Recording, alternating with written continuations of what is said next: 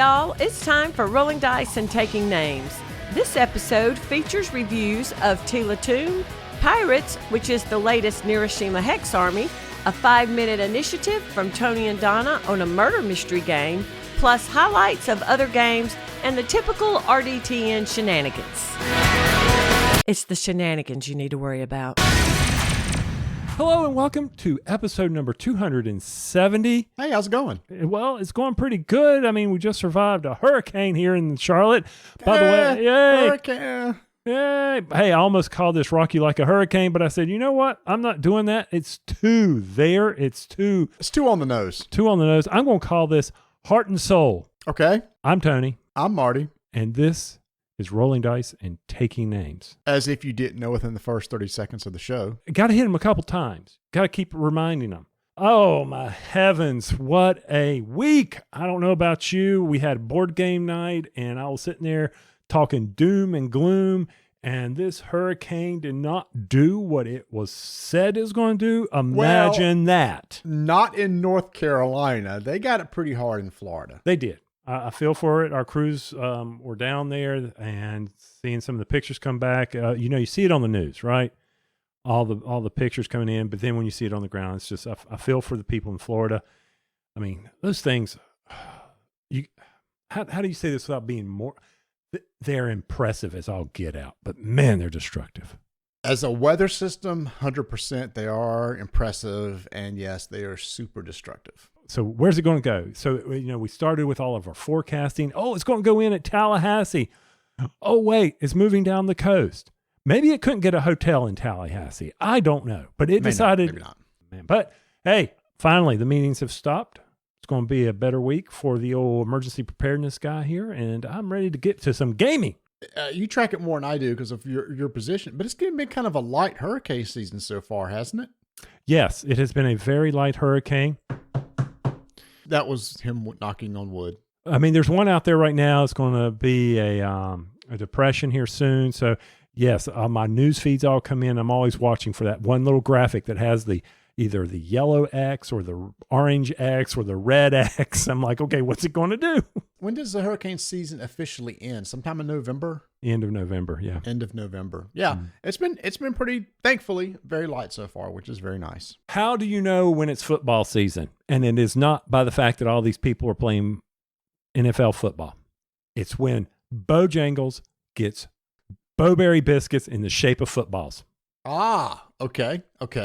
And everybody has food in the shape of footballs. Yes. This is when you'd start walking to our local grocer is Harris Teeter.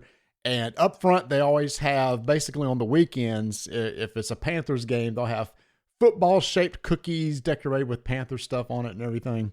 And Krispy Kreme, they've got the stuff-filled Bavarian cream one shaped in the size of football with chocolate on top of it and the white icing down it with the little stripes. And Bojangles comes out with their special tailgate box. Mm-hmm. So if you didn't know, based on the TV and people playing and hearing about it constantly on your local news, if you have a sports team near you, it's definitely when it comes time with the food. And you're right. I've completely forgot. Harris Teeter, you're inundated. Everything has our local team's logo on it. The beer, the cookies, the chips, everything has our local team. Mm-hmm. You don't have to put their logos on it.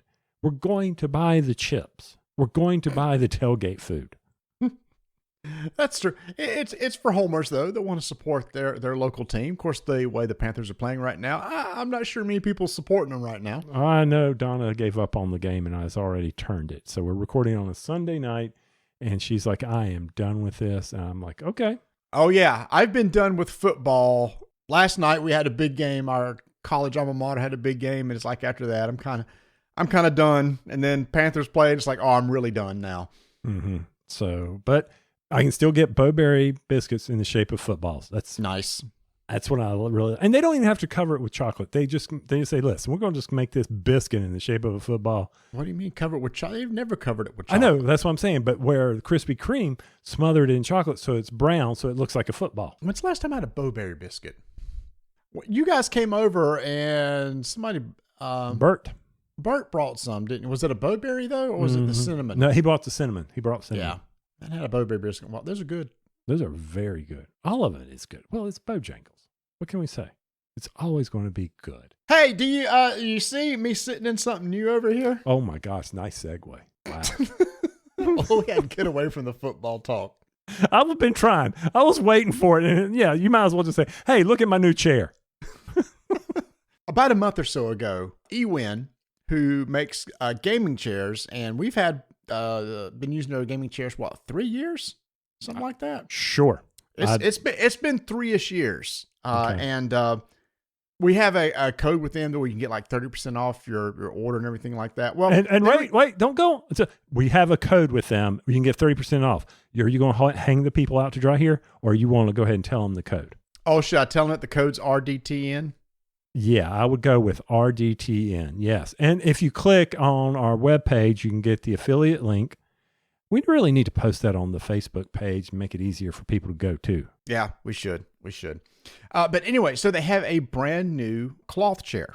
And the ones that we have now, I guess it's faux leather, or the ones that we have, vinyl. It's not faux leather. It's more vinyl, which are super nice chairs. Mine hasn't worn out at all. There's no rips. There's no tears. Nothing in it. But anyway, they had this new chair, and they said, hey, we want to send you guys one to check out. So they have a couple different colors. They have a light gray. They have a dark gray. And they have a pink. They have a pink one. They have a pink and white one also. So I got this yesterday. So I just wanted to share a little bit about it. I got it put together in like 30 minutes. So it was very easy to put together. The only thing is they have one instructions that covers every single chair. No, that's incorrect. They have one set of generic instructions, and your chair may not be the one that's featured in the instructions. It's IKEA. That's it. That's what IKEA does. Well, but some of it didn't even fit for this chair. Like there's one of the instructions like take a plate off the bottom of the chair. This chair didn't come with a plate. Ooh. Well, how does it attach to the base? It just screws directly into the base. Interesting. Yeah, there's not the plate that you take off to screw to the mount that goes up and down. Instead, it just screws straight to the bottom of the chair. Man. So it's kind of, as I was reading the instructions, like, all right, so I kind of change that there because it's not exactly the same. Regardless, got it pretty simple. Got it together in 30 minutes. Super easy. Barely an inconvenience. Yep. And so I got it all set up. Now, here's what's interesting, Tony. The chairs that we had before that I had, it is a 100% gaming chair. It's like a cockpit chair. It's one of those that's designed like you're in a fighter pilot, right? You've got the hip huggers onto the side. Mm-hmm. Sides of the chair come up, kind of hold you in there and everything. It looks like a cockpit chair. This looks more like a regular office chair. So the sides don't come up on the sides to hug your hips. It's a wider base and it's a longer seat. What are you laughing at? It's all about the base. Yep, it is. And it's a longer seat because with the other chair, the edge of the seat wouldn't come up to my knees or go out to my knees. This one does. Okay. So it is cloth, which is nice because you said sometimes you get, was it swamp butt? That's the nice way to say it. Yes. Yeah. From sitting in a vinyl chair in the summertime when it gets hot and everything. This probably won't have that same thing. It's not. I know a lot of people who have used the chairs before that said if you're wearing shorts or something, typical thing with a vinyl, it may stick and you got to kind of readjust your legs. Obviously, that's not going to happen with the cloth chair, which is why we were super excited to get it. So the only bad thing I have about this chair is that the backrest, which I use all the time, a lower lumbar back support, doesn't attach to the chair. So your lumbar pillow does not attach? No. So the one that you had and the other one that I had these elastic straps that go up and around behind the headrest to hold it in place on the back of the chair. This doesn't have that because there's no holes in the neck area of the chair to put the straps. But I'm surprised it doesn't have straps that go around horizontally around the back of the backrest, but it doesn't. So I'm unsure about this because when I get up, the pillow falls. And so it's just, I don't know. That's the only, I may go out and buy a third party backrest to wrap on the back. But other than that, it is super nice. It's a tad wider. It really is. I think for tall people, bigger people, they're really going to like this chair because it just makes them feel more comfortable. Yeah, I was looking at the specs when you told me that you were getting that and said, go out there and get yourself one, use our coupon code. And I said, okay, I'll make that happen. And for me, I enjoy my chair a lot. It's very comfortable, and I do not use those pillows at all. But then again, I'm also 6'2.5", so I don't need that support in the back, even though I am older, which I'll tell you a little story later. So, but yes, it looks comfy. I'm excited. I can't wait for it to finalize my order and get one as well, because I know my daughter has expressed an interest in this chair. So for her fiance, so that he can have it for his gaming chair, and she has barely any furniture, so that's fine. I'm like, okay, sure, I can take this apart. I like the fact that you don't have to put in 20 hex bolts underneath for the plate.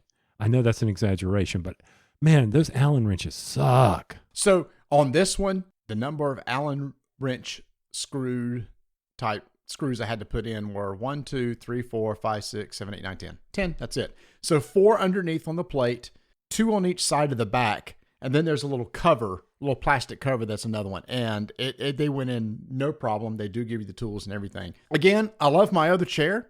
The one I had been using, no issues with it whatsoever. I gave it to my son for him to use in his apartment, gaming chair. Here's the thing.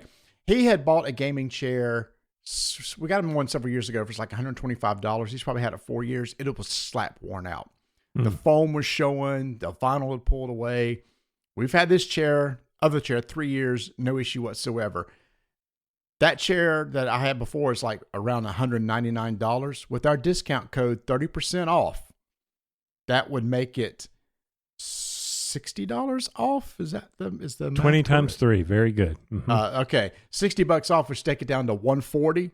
When you compare that piece of junk that we got him before 4 years ago for $125, you can get this chair for $140, and it's way better. Now this one here is a little on the higher end because it is the base is super heavy. It's heavy aluminum. The wheels are real nice. It's a different type of foam. The foam is denser. It has more of a memory type foam, even more so of a memory type foam. It's $369, but again, with our code RDTN, you can get 30% off that. So can I do the math real quick on that one? While you do the math, I'm going to ask you a question. If it doesn't, does it have the Star Trek armrest? I like that where they go in and out. Yes. Okay. Yes, it does. The armrests go forward, back, left, right, and tilt in and out. Whoa, I forgot about the forward and back. Sweet.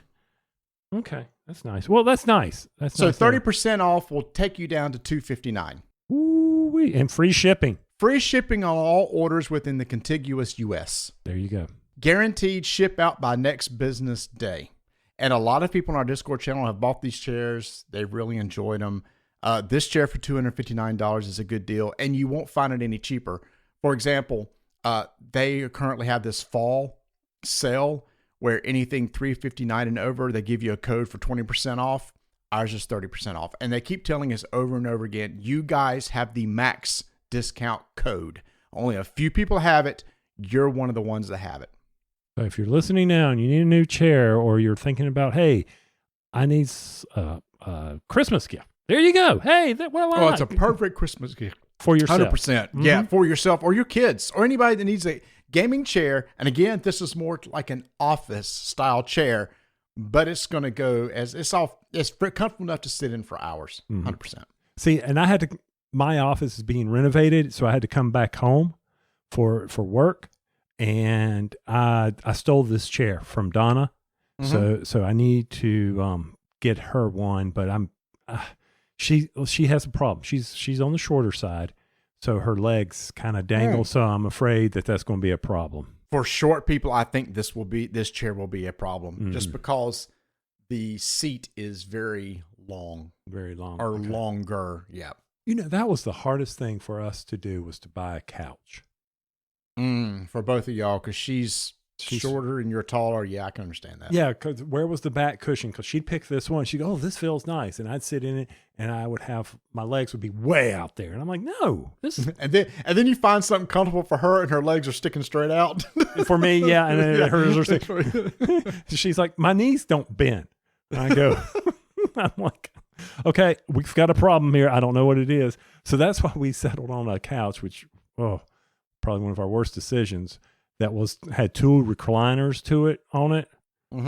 Thing is a heavy, heavy beast. Yeah. And Ours has that too. It is a beast. so, but, oh, well, I'm glad that you were able to get it. Sounds like they're able to get these into you fairly quick with shipping going out. Mm-hmm. But you know what I'm going to do now? I'm going to break from our show notes, and I'm going to tell you something I got to do, and I will be posting a video of this just because I can. Okay. It'll be a very short 1-minute video. I promise I will do this. I know I always say I'll do a video, but here it is. So my mother's scooter, my mom has a scooter. It's a little red scooter. And when we were visiting her today, she goes, my scooter's not working properly. And I go, well, Mom, that's because you never use it. And she goes, I know, I don't like it. Nothing against my mom, but she cannot walk and chew gum at the same time. Mm. So she's not very coordinated. So she has like the throttle on the handle. And that is a problem. She doesn't know how to control it very well. Okay. So she says, you need to get out there and your uncle's coming to take this thing, make sure it's charged, make sure it's running. So I go out, I charge it up. And she goes, see if it's running okay. And I said, okay, sure. Donna went out with my phone and videotaped me or recorded me. Sorry, videotaped. Lord, that fits perfect for this scooter. Me riding around my mom's neighborhood on her red scooter. Nice. Yeah, real nice. I'm like, oh, you got to be kidding me. So here's what you need to do. Yeah. Take that. Benny Hill music. Speed it. Yes. Speed it up about 1.5 speed and put Benny Hill music behind it. Yes, that's what I am going to do. So I was like, this is kind of fun. So I'm driving around with the scooter. About tipped the darn thing over. I cranked it up to 11. And man, I was flying around the neighborhood. Donna's like, we need to go. Would you stop? I'm like, I'm having a lot of fun here. Do I have to? Anyway, what else is on the show notes that I need to read and pay attention to instead of improving? Oh, now I see that. Look at that. Speak of the daughter, I was up in D.C. visiting her. Speak of the daughter 5 minutes ago. Yeah. And we did something I haven't done in a while. My wife decided she wanted to go take them to an escape room. Kiss my butt.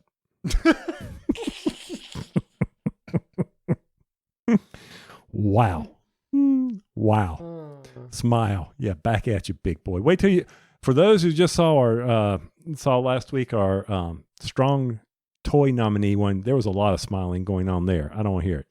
That's true. So we went to an escape room, and I have not, you've been to one recently. Last year. I thought you had gone. Last year I went. Last year you did go? I haven't been one this year. Okay. Yeah. And it was called the Cyber Raccoon Escape Room in Falls Church in the Washington, D.C. area. Okay.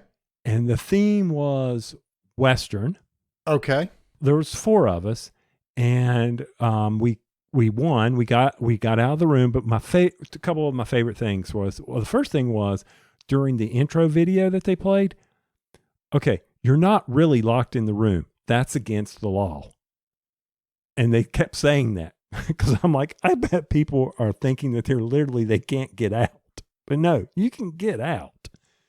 And it was very well done, very thematic. I was like, get out of town. I was having a lot of fun with this room, and we were able to solve the clues. I can tell by the expression on your face. I'm thinking back through it. Okay. And nobody else can see this expression. This isn't one of our videos. Sure. And I was like, okay, I like how they did this. They had a combination that had three numbers on it. Oh yeah, one of those 3 number combinations. Yeah.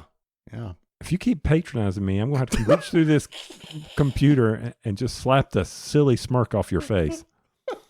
Sorry. I'm in a weird mood. Go ahead. Yeah, you are. We can stop this recording and go home right now. We'll turn this recording around right now if you don't shape up. All right. A combination with 3 numbers. Got it. So we put the combination, they're magnetic. You put them against the bar, and boom, it opened right up. And Don's like, how did y'all do that? And Rebecca and I are like, luck. She goes, we could have been here forever. I'm like, no, it was only 3 numbers. And I'm like, you could write it out, all the combinations. If you go to 4, that could have taken forever. And the thing that took us the most time was they had a safe. Getting the combination on the safe, okay, turn twice counterclockwise. Oh, that's the worst. Yep. And it took us 10 minutes to get into. The combination was right. It just took forever to get that thing to work. Rotate clockwise. Now all the way back around past the number that you just used. Yeah, I remember those. Yeah, and don't spin too far because then you got to start all over. That's right. Spin to reset it. I was like, oh, come on. It was a very well done. And when we talked to the lady afterwards, she talked about how they had it set up. When they first did it, they thought that it was perfect and it was taking people 2 hours to complete. Wow. That's too long. That's too long. So they backed it down, and then it was taking people 30 minutes. That's too short. That's too short. So they had to balance it. Yeah. It was kind of like that Big Bang Theory where they were in the escape room and got out in like 10 and a half minutes or something. I was like, okay. But they're building 2 more up there, and was it a good hour spent for that price? Sure. We were bonding. Yeah, that's the thing. I love escape rooms, but it's ridiculously expensive. $25 per person, That's a lot of money for 1 hour per person, but that's why I rarely do it. When I do it, I have a fantastic time doing it if you get the right people. So I do love escape rooms. Speaking of puzzles, yes, we were. About a month ago, I went out to open one of my garage doors, and motor was whirring, but the garage door wasn't moving. I went, oh crap. Is the motor burned out or something? So I get a ladder and go up to the garage door opener and notice that our garage door has a belt with teeth on it. And the back area where it goes up against the motor with the gear on it, the teeth had been stripped away from it was just bare metal back there. So there was nothing for the belt to grab onto or the gear to grab onto. So I said, crap, I got to replace the belt. So I come in and go to Amazon and start looking for how much is this belt going to cost? Geez, $100. And then I get out the owner's manual to go, okay, which model is this? I noticed on the back, lifetime warranty on belts. Oh, is this true? Because this was installed in 2004. And is the company still around? It was LiftMaster. Oh, okay. It was now owned by Chamberlain Group. So I got on their little website. I went out to the Super Information Highway, went to www.chamberlaingroup.com and had an online chat with somebody and said, here's the door I have. Here's the model number. Is it still a lifetime replacement on belts? Oh yeah, sure. Just tell us the height of your door and we'll and give us an address and we'll send it to you. I said, sweet. So they sent one out, and I said, all right, kid, let me go watch a video. There's a YouTube video on everything. Everything. I found the exact belt that I was using, and they showed me exactly how to take the clips off the belt and the tips and tricks of setting the close limit and the open limits, everything. So I said, okay, I think I could figure this out. So they sent the belt, and I get up there, and I take the old one off, and I start attaching the new one. I was like, something doesn't look right. The ends look different. And then I think, is this a different style? So I'm sitting there futzing with it. I come to the realization, like, this ain't right. This can't be right. So I contact him again and go, oh, we sent you the wrong belt model. I said, okay, well, can I get another one? He said, sure. So we'll send you another one out. Several days later, get one. I installed it in about 30 minutes. And you open up the door and I set the limits so that the opener doesn't hit the lights fixture when it goes all the way back, and make sure it closes all the way when it goes down. Awesome. 2 weeks later, go to open the other door. Whirr, and the door doesn't open. So I go and check it. Sure enough, same thing. I said, okay, I know the process here. I get on, order a new belt, get the belt here. I said, I could do this. I don't even need to watch the YouTube video anymore. I figured it out. I get that belt on. I tighten the tensioners down on it. We're good. And I said, all right, now, first thing I need to do is open up the door all the way and adjust the stop limit correctly. I hit open, and the mechanism grabs the door to open it because I had unlatched it, and it pulls and then stops, and the bar that the door runs on starts binding and bending. Ooh, okay, that's not good. Stop. That's not good. So I went the other direction, and so it starts going down, and it binds the other way. I went, stop. Okay, number one, thank you, mechanical engineer, for correctly designing a tension sensor on this motor so that it will stop, and it did not totally break and bend and warp that bar. So I'm like, what is going on? I've done this. I did it on this one over here. So I said, let me just try to monkey with the limits again. Open. And it grabs it and binds the bar again. I'm going, holy crap, what is going on? And so I said, you know what? I'm going to unlatch the door so I can open it manually. I get off the ladder, go to unlock the door manually, pull on it, doesn't open. I forgot I had latched the door into the frame so you couldn't open it. Oh, okay. Okay. Pre-job brief. So the door was never going to open because it was mechanically locked. Mm-hmm. So anyway, it's like, oh, let me try this again. Oh, look, the door opens. Sweet. So anyway, hey, look, when you repair a garage door, don't get too confident in yourself. You know, make sure to go through every little step to make sure everything's correct. So why did you latch the door at all? So that's no one... just because anybody could just come open the door in the middle of the night and come in the garage. Not if it's locked in with the even the opener. It should. Oh, that's true. No, you're right. You're right. It wouldn't. Yeah. Okay, that was stupid on my part. All right, I had unlatched it and I had clipped it from the motor.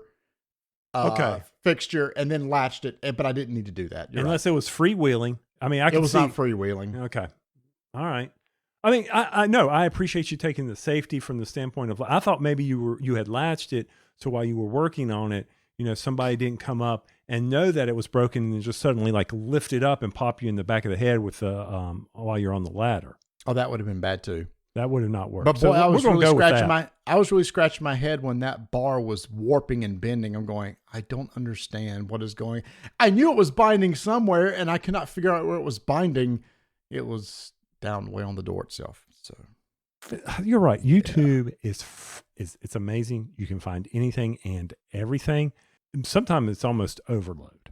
Yep. I know that, you know, matter of fact, we learned to play a game we're going to be talking about later, and without that, we would have all been sitting there reading rules and things. I'm getting really lazy. I will say that. Yeah. We'll talk about that later too, how YouTube videos are really good for board games. Hey, speaking of board games. Speaking of them, which is what this podcast is all about. Vanessa and I played a game from WizKids called Yosemite. This is a 2-player game from designer Tim Blank. This is about a 20 to 30 minute game.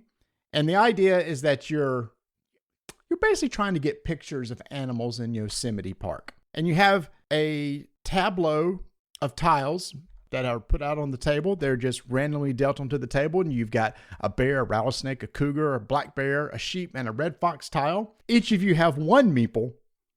And on your turn, your goal is to collect these animals to go into your hand in order to do set collection. Because over off on the side of the board, you're going to flip over this card that says, hey, if you happen to have 2 bears, a rattlesnake, and a cougar in your hand, discard those, claim this card, and you're going to get some points at the end of the game. The idea is like you're getting pictures. Remember in Pokemon Snap? Did you ever play that? Yes, I completed it. Yep. So you know you had to go around and take pictures of Pokemon. This is the idea. You're taking pictures of animals, and there's certain types of pictures that you want. Hey, I want, like I said, a sheep, 2 bear, and a rattlesnake, and you can claim this victory point condition. So that's the whole goal of the game, is to collect those pictures, get victory points. But what's cool is that when you take your turn, whatever animal you're on dictates the type of move you can take that turn. Mm-hmm. So for example, if you start your turn on a sheep, you can move any number of spaces in one direction. But if you're on like a rattlesnake, you can move 1 or 2 spaces. And if you land on your opponent, you can push them. Okay. One thing this thing didn't have was a player reference card. I wish it would have come with 2 player reference cards, because each of us were keeping having to refer to the back of the rule book to remember how the animals work. So I wish it would have had that. So really, that's it. On your turn, you're going to move whatever direction, the type of animal that you're on. When you move from it, you collect it. And then there's a bonus icon also on that you can collect. One thing, you can collect footsteps. One cool mechanic is before your turn starts, if you have any footsteps, you can spend those steps to move your piece orthogonally to get to a piece that you want to start from. Mm-hmm. So if I'm on a piece I'm not interested in, I could set my piece by spending footsteps to get over there to collect it. You can also, there's this thing called a camping site, which is like a tug of war. You've got this token that when you do a camping site, you move the token piece towards you. And at the end of the game, who's ever sighted on, they're going to get some victory points. But it is a really simple tile collection and set collection type game that plays really fast. Like I said, 20, 25 minutes, and it's done. We enjoyed playing through it. Okay. Well, hey, if you enjoyed playing it, then you did not waste time. It's well worth it, you know? Yeah. It's one. Yeah. Again, the only bad thing was I just wish there'd have been 2 reference cards in there for each of the person to have in hand. I mean, setup is really nothing. You just put all the tiles face down and then draw tiles and put them on the board. Oh, and obviously after you move and you pick up a tile, you take a tile off the tile deck and replace it with the tile that you just moved from. Okay. And basically you keep playing until you go to refill the picture deck. When somebody claims a picture to refill it from that deck, when that deck is empty, that triggers the end of the game. That's it. So really small box game. It's one of those you can throw in your bag, 2 players sitting around playing time. Doesn't take up a lot of table space, and that's from WizKids. Okay. Well, while I was at my mother's, not riding around on her scooter, I decided normally we sit there, we'll go and we'll play a card game. Mm-hmm. And that's usually 5 crowns. And I said, you know what? I'm going to try something different this time. Okay. 2 questions. Yeah. Question number 1. Did you ever read Highlights, the magazine? Oh my gosh. Yes. When I went to the doctor's office. You didn't have a subscription? No. I got a 1-year subscription. My parents got me a 1-year subscription of that. And one of my favorite things to do was to do the find in the picture, the hidden item. Yes, yes. I was getting ready to say, did you do those puzzles in the highlight magazines? Absolutely. So I did those. My next question for you is, did you ever play any of the unlock games from Space Cow? Oh my gosh. I get these confused. Which one is it that's destructible and which one's non-destructible? Unlock is non-destructible. Then I've played that one.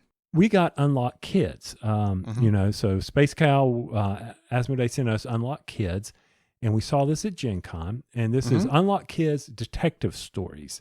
Yeah. And I'm like, okay, my mom's 80 plus years old, and I'm like, it says, you know, it's supposed to be good for kids 6 and up, also good for elders, people, to help their cognitive abilities. Sure.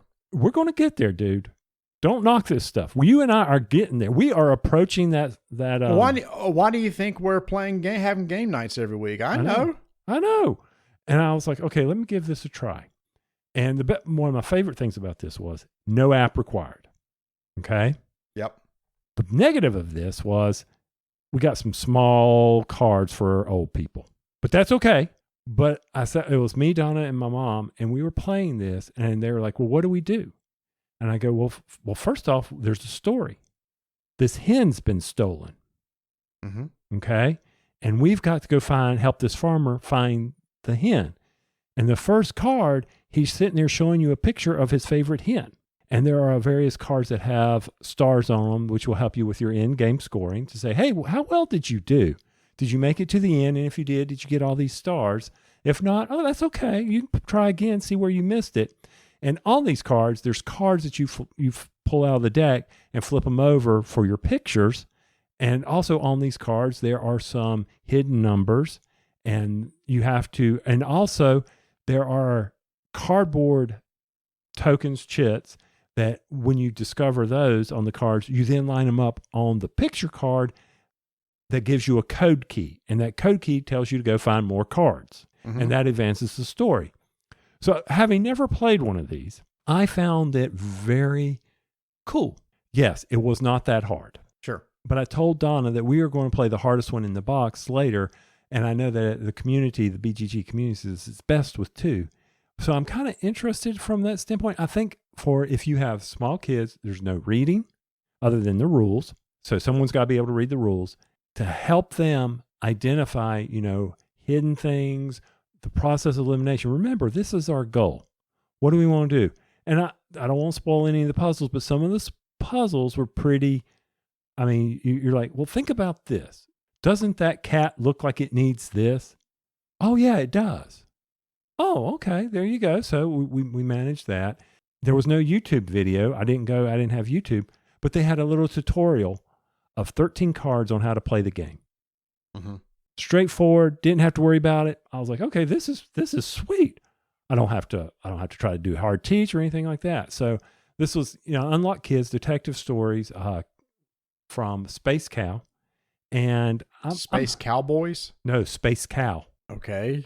Hey, straight off of the BGG page here, Space Cow, straight off the box, Space Cow.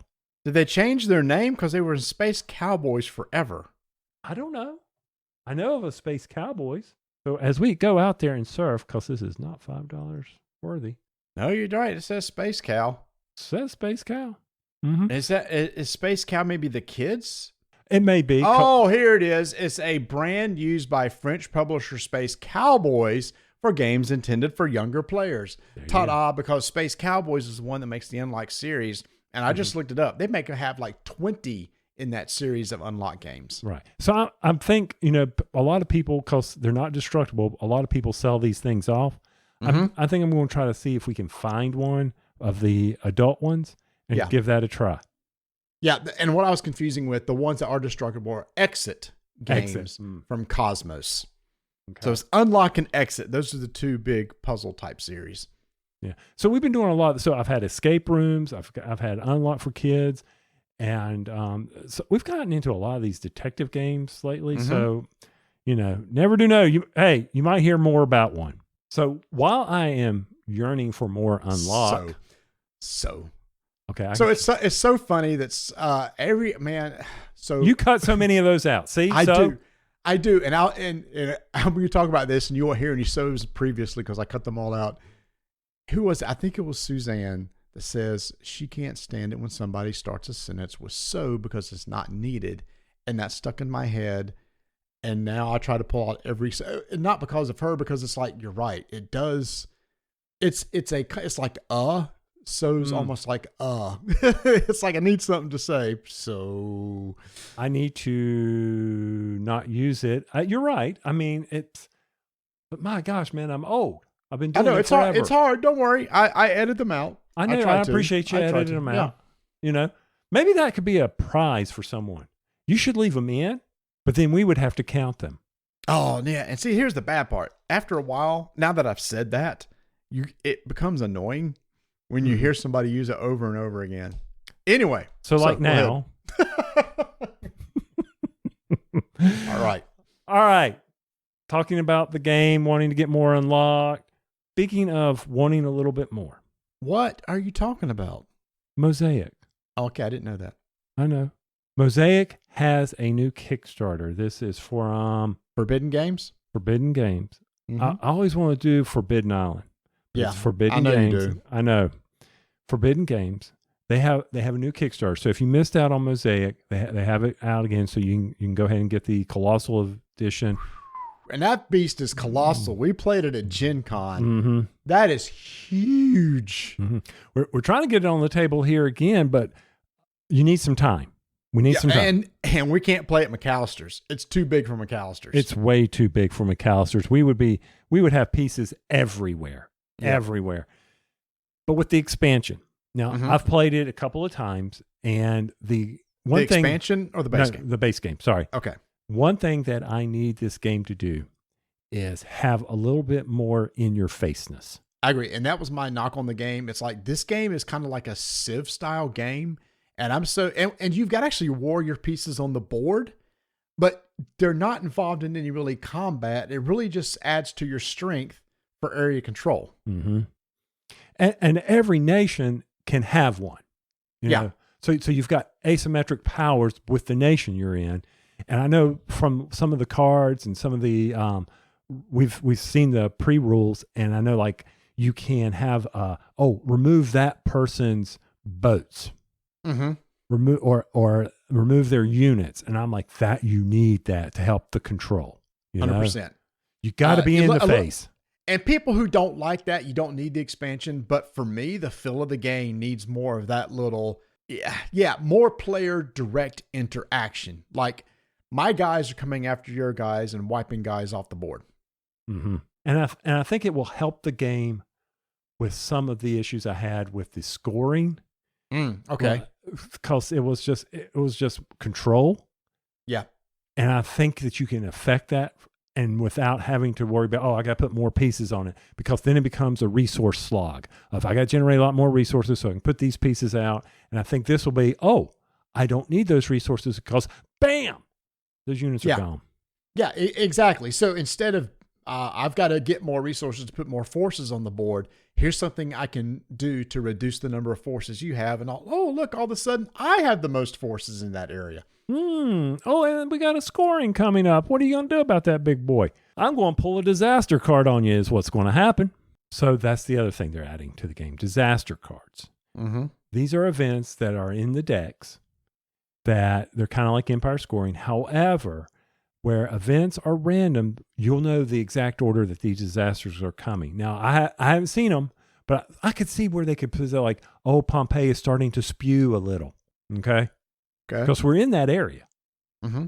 If I was designing the game, Pompeii's throwing a little ash. Pompeii's getting a little rumbly. So you never do know. Oh, that means, maybe around Pompeii, there's going to be an explosion. So it'll be interesting to see.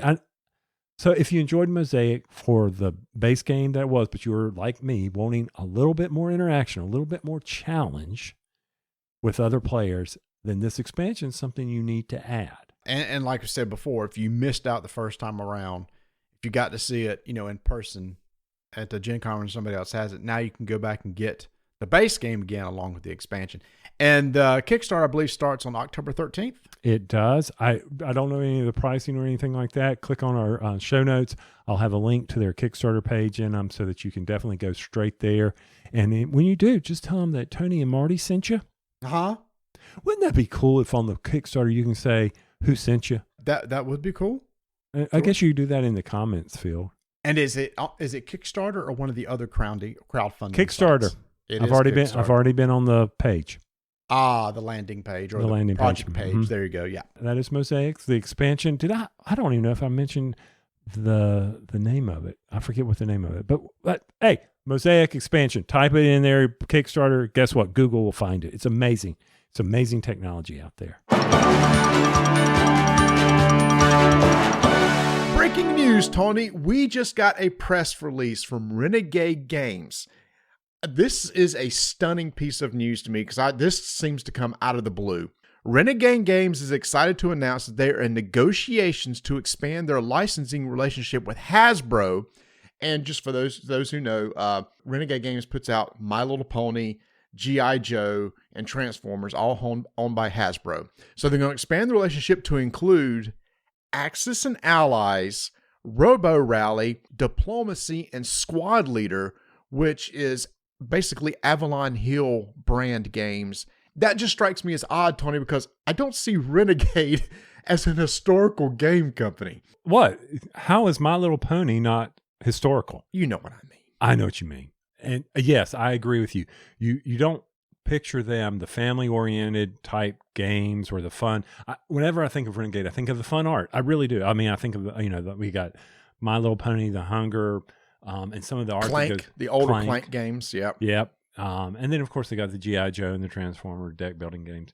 But I'm with you. I'm excited for this. I've always wanted to get Axis and Allies, but I know it's a long-playing game. It's not. It depends on the scenario. So remember we played Command and Conquer's Ancients? Mm-hmm. Axis and Allies is the same thing as just World War II. So, I mean, you already learned how to play. It works the exact same way, except I hadn't got to put stickers on blocks. Well, that's important because it's all about the blocks. My very first big box game, bookshelf game, when I was young, didn't know what I was buying at the time, was Panzer Leader. Now, I know this is not, they're not doing Panzer, but you said Avalon Hill. When you first told me this, I was like, wait a minute, I'm going to be able to get Panzer Leader? They didn't list that one. It does say the Avalon Hill brand remains under Hasbro, and Hasbro continues to publish other titles. Okay. So they didn't mention that specifically. Now, a lot of people are excited about Robo Rally, which is the old Richard Garfield game. Did you ever play that? No, I did not. And so I'm like, oh, okay, this will give me an opportunity, hopefully. Mm-hmm.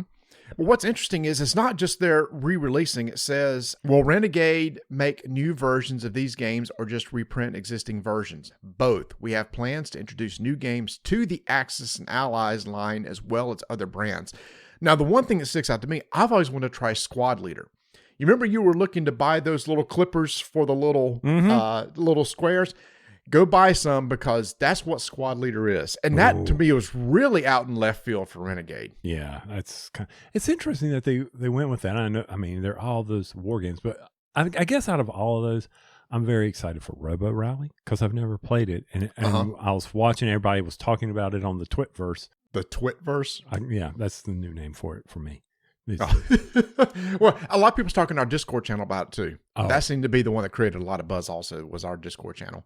I don't get to that till the weekend, so I need to hurry up and get over there. But so Diplomacy, I've never played Diplomacy. I don't know that game is for me. I don't. Yeah. Mm-hmm. I think I played a game once online, and it is so backstabby. But for sure, Robo Rally, Axis and Allies, and especially Squad Leader, because I've never experienced it. So I'm excited to see Renegade shine some light on these, because I think this is, especially Axis and Allies and Squad Leader, are very niche games. So maybe shining a brighter spotlight on them will kind of bring them to the front, so a lot of other people may experience them that's never experienced them before. And take their skills and take the rule books that may be daunting to people, figure out a way to bring them, make them easier for people to get into, and not be like, oh my gosh, look at that. Just like you feel when, nothing bad against this, but we all do it. You're so excited for that GMT game, and you open that rule. And then you open the rule book. And you're like, oh, good gosh. It's double columns, very few pictures. It's like, oh, and then you just kind of slowly close it. Nothing against GMT rule books. To be honest with you, if you read through it, they're very well written.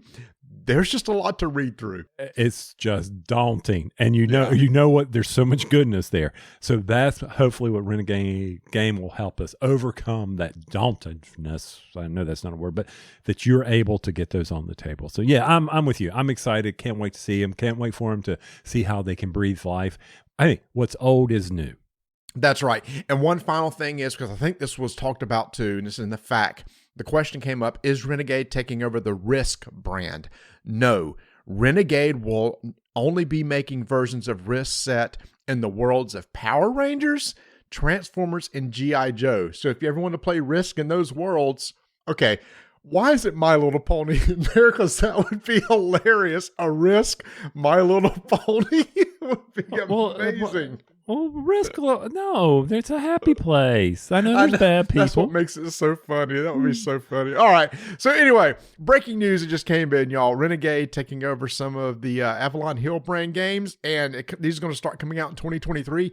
Guaranteed we'll play some of them here.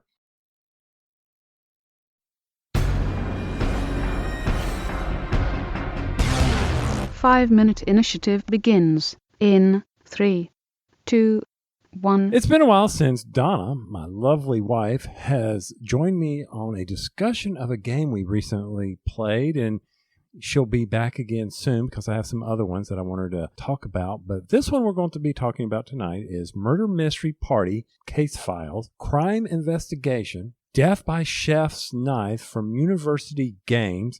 That was a mouthful, baby. Yes, I wouldn't want you to have to say it again. Murder Mystery Party Case Files, Crime Investigation, Death by Chef's Knife. The reason why I asked for this game, it was sent to us by University Games, is because you and I have been enjoying a lot of Hallmark mysteries. Are you really willing to admit that? Yes, I am. Yes, you've gotten into a couple of them, but, they're a little simple for you. But a lot of them have been around the Culinary Institute, and I thought, this is kind of neat. These games would be hopefully similar. Yes, this one took place in a restaurant. And in what city? I don't remember. New York, I think. Well, it says so right there on the case. The case file. Yeah, we got a police report right here. And Lorenzo Ritelli bit the big one. Yes, he was the chef, I believe. He's done. He's over. What's the goal of this, sweetie? To solve the mystery of the murder. It's a murder mystery. Thank you, and I appreciate you making it so obvious.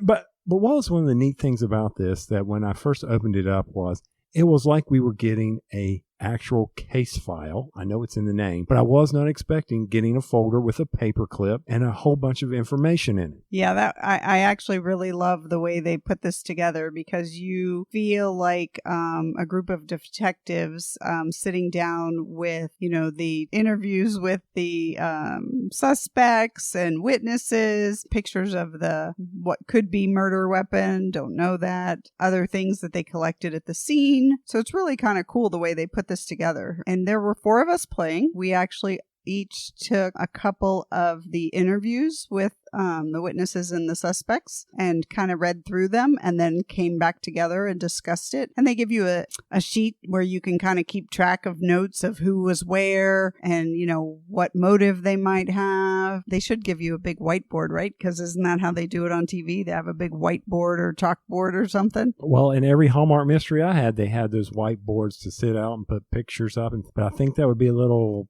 cost prohibitive for someone to buy. You should use your own. You're absolutely right. That's one of the biggest things I liked about it. I did not have to track anything on a board, move anything around. Nothing wrong with that. Because you and I have played from Portal the detective series games. Do you remember those? Yes, I do. And one of the things is you're always entering stuff in a computer. Here, there was nothing to put into a computer except they recommend that you use a computer, use the internet. Yeah, but the other one, you were kind of solving puzzles along the way, weren't you?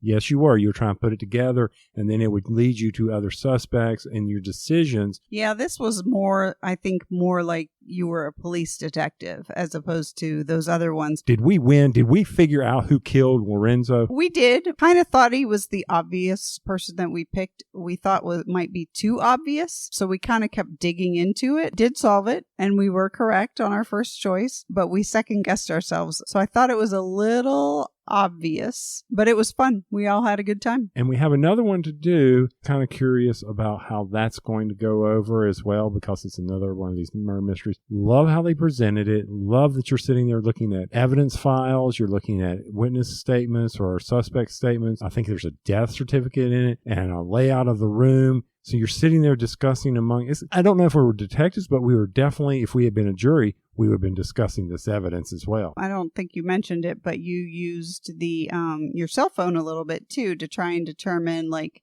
could somebody have moved from point A to point B in the amount of time because they were seen here and then they were seen there? Could they go that distance in that amount of time? So kind of interesting because you could use technology with it, but you didn't have to. As with all these games, they're a one and done. You've solved it. But this is one that we can just pass off to friends of ours or whoever and say, hey, give this a shot. I would think if you are into these, I would definitely consider this. This is from University Games. Murder Mystery Party Case Files, Crime Investigation, but Death by Chef's Knife. 5-minute initiative is complete.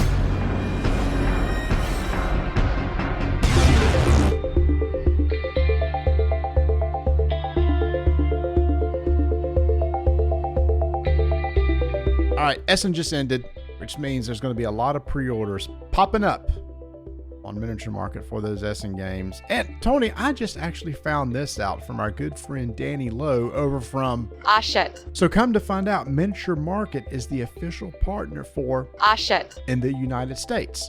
So all their games, pre-order, they're going to be carrying stuff, are now featured over at Miniature Market. So they have a lot of games because they represent a lot of different companies. They got a lot of games coming out at Essen.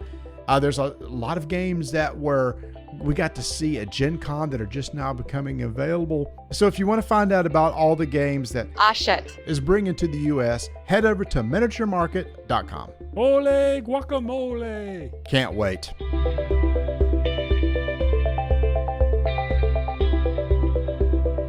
The next game we are going to talk about is sponsored by Game Toppers. And Marty, nothing makes me happier than clearing the dishes from a table and going and getting a Game Toppers mat, rolling it out, Yeah. and suddenly, boom, game's done. You know what? Because I've even Scotch guarded them, I don't even have to clear the plates. I just, on top of it, let's just go with it. I know we tend to talk about Game Toppers a lot, the actual physical game topper, but the mats are fantastic. Some of the best mats out there, and he has so many different sizes to cover all different types of tables. So if you don't want to invest in a full game topper, go look at the mats. Oh, yeah. I love the mats. They're thick, they're heavy, and, you know, I didn't hear the clank of dice all night long. It was just so nice.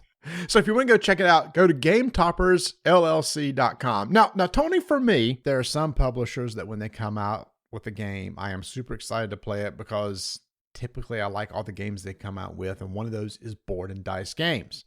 Now, if you've been around for a while, you know that they have a series of what's called T games. These are heavier Euro games, and all of the games start with the letter T, like Teotihuacan, Tabanusi, Teknu, and several others. I'm not even going to try to go through all of them, Tony.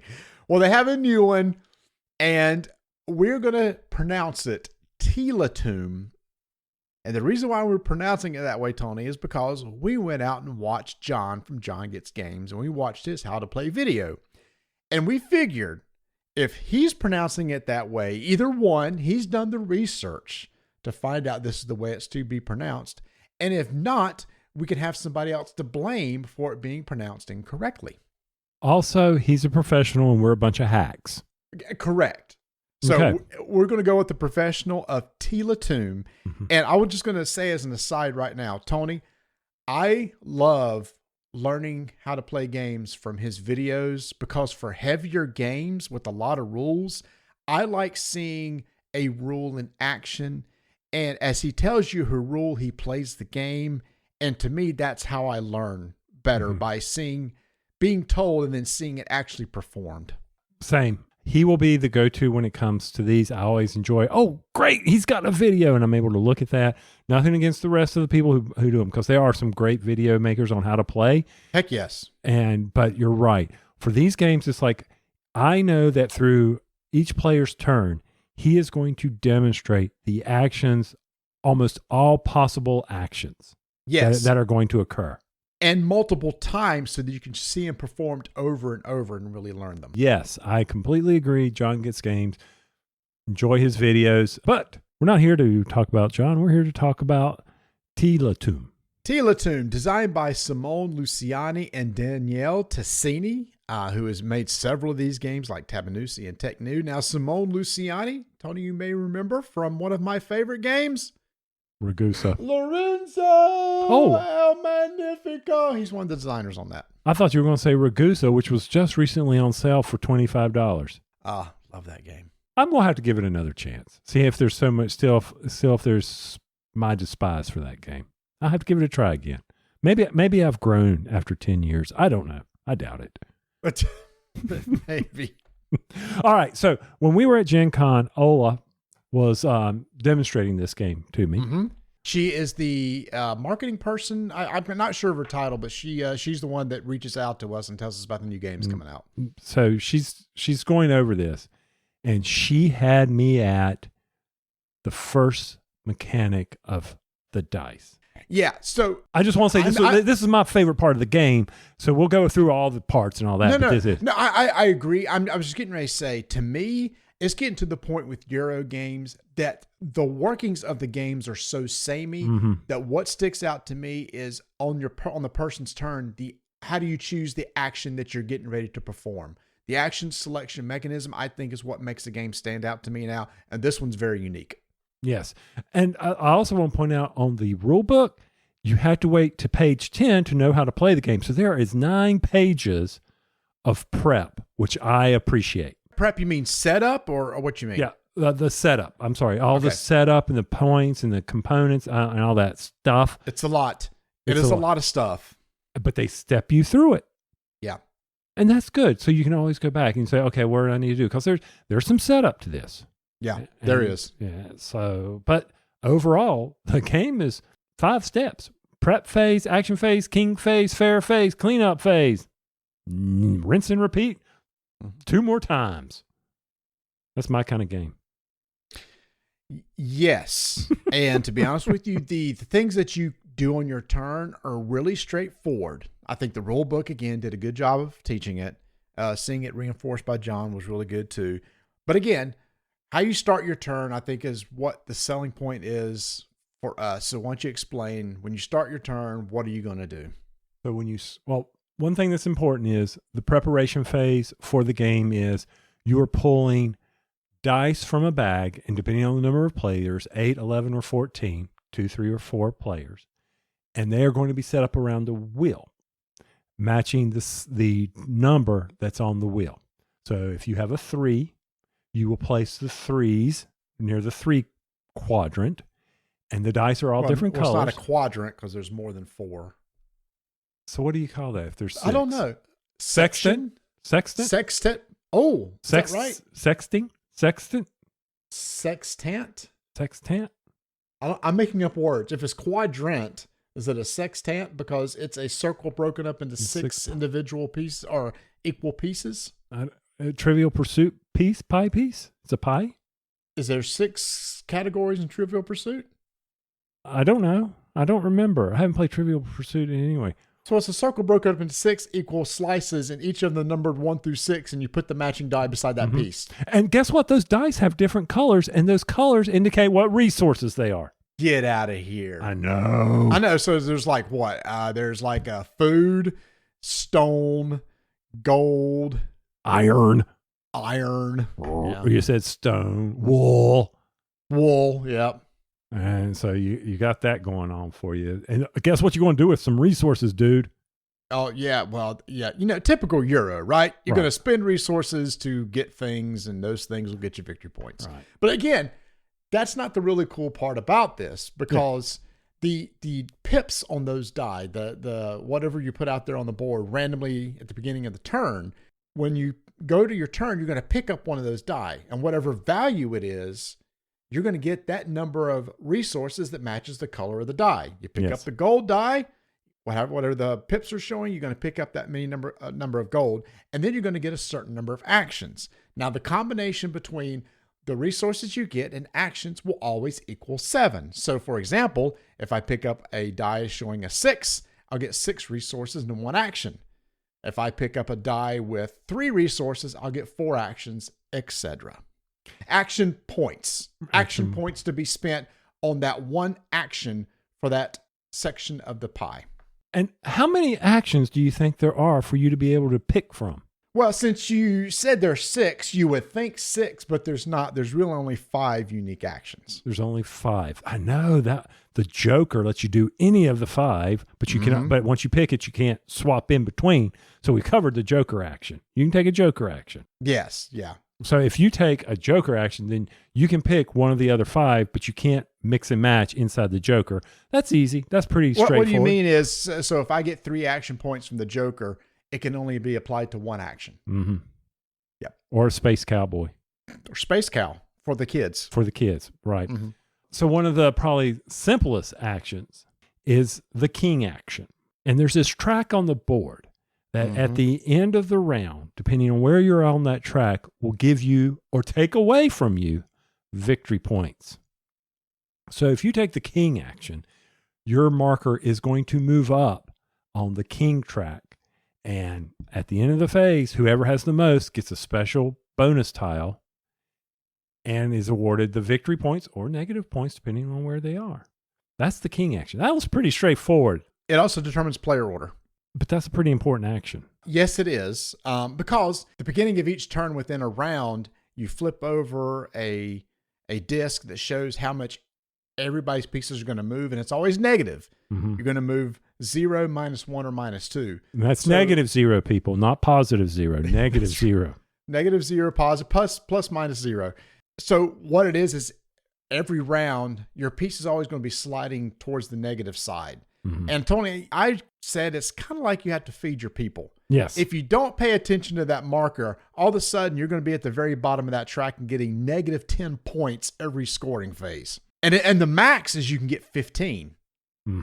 Yeah. And I think it's so over 3 rounds, if you're sitting always at the top, you're always having to fight that to go back to the top.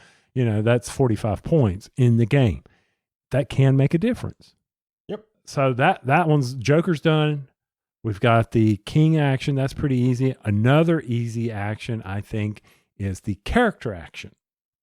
And on the board, there's a whole bunch of characters, cast of characters out there. And you take a character, you place it on your tableau, and you only have 4 spots on your tableau where you may place characters and contracts. We'll talk about contracts in a minute. Or you can move one of your characters in your storehouse onto a house that's on your tableau, or you can wipe all the characters. What he's saying is, well, why don't you say it if I'm saying it? No. Well, no. Depending on the number of action points you get, You spend a point to do this. You can spend a point to take a character, spend a point to wipe all the characters away, or spend points to move a character from your storehouse to a building. A building can have up to 1, 2, or 3 levels. And if you put a character in the second level, it costs you 2 action points, but only 1 action point to go into the first level. So when we're talking about, and for example, with the king action, however many action points you get is how many spaces you're going to move along that track. And it's inverse to what the die that you just picked. You picked a 6 die, you only get 1 action point. You pick a 1 die, which give you 1 resource, but you get 6 action points to spend. So you get to have to decide how you want to split. Do you want a bunch of resources? Do you want a bunch of actions, or a mixture of both? Which also brings up another point as far as when it's your turn, is you have to look at how many dice are in a certain area or in the actions to say, okay, is that by the time it gets back around to me, am I possibly going to take that? So I take one that has an area that has less die in it. Because you need to begin planning out for those 3 rounds inside that. Planning. That's where we're going to have a negative part about this discussion. There's not much planning. You need to always have a plan A, B, and C. Well, okay. A, B, and C. Yeah, you can't rely on plan A. No. In a 4-player game, plan A is probably going to be out the window. Well, unless there's a lot of dice in the area you need, and you need to concentrate in that area, or you want to adjust because you need to be thinking that plan will allow you to go to scoring later. Unless there's a certain color die you want from that area and there's only 1 in there, which we ran into a few times because remember, not all the dice come out of the bag. So you're not going to see all the types of resources every turn. And there was like 1 round, we only had like 2 of 1 resource that entire round. So all of a sudden, that was a scarce resource everybody was going after. But what difference does it make what resource you got? That's, why do you care about the wool and the stone? Because they're specific to certain things you can do on the board. Yes. Or fulfill the contracts or fulfill other requirements that you may need. I mean, to this point, I'm thinking about in this, as we're talking about it, screw all this action stuff.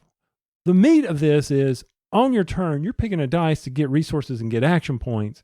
And between the architect action, the character action, the merchant action, the contract action, the king action, and the joker action, you're trying to accomplish things that will allow you to get victory points to win the game. Well, I mean, that's what I'm saying. That's what I'm saying about Euros. The meat of the Euro is generic. At this point, I believe it's the action selection mechanic that's really cool.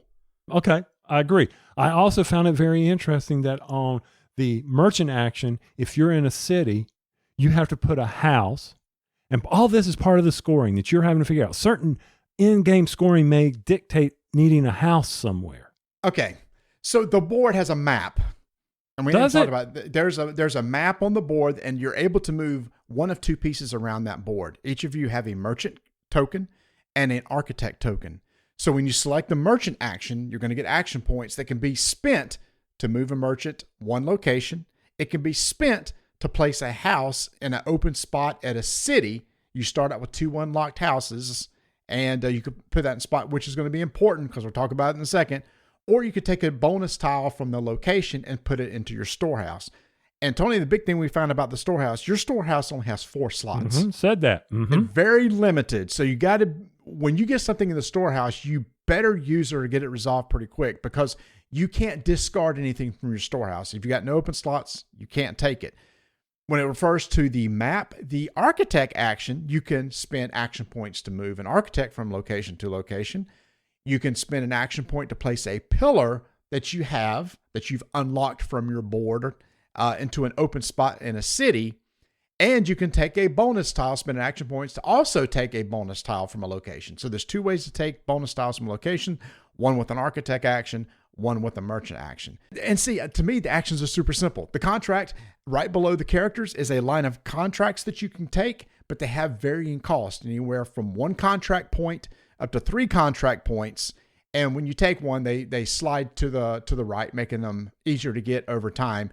And you'll take a contract and you can also put that into your storehouse, but you can also spend contract action points to trade in one resource for any other resource. And the first time you get it, you get a bonus resource. Those actions are very straightforward. That's not where the AP comes in on this game. It's those things that you put into your storehouse, your characters, your crest, your contracts, that really can stretch out a person's turn because they're doing all these little extra free actions that cost no action points whatsoever. No action point, but you got to have the resources. Right. So contracts require 5 wool, 3 iron, and you'll get victory points. It's characters. Like you said, spend character actions to put a person in the house, and each house can only have the same character type, like a lady character. And if it's a level 1 house, only one lady can go in there, and no other house can have that same lady. She only is occupying that house. And when you fill up a house, you unlock that house from your tableau, and it goes up, and then you can later use it in your merchant action to place out on the board. Now y'all see where this is going. Oh, by the way, guess what? When you place a character into one of the spaces in the upper left-hand corner, you get a bonus action. There's a little bonus, a bonus that you get for placing that character onto the board.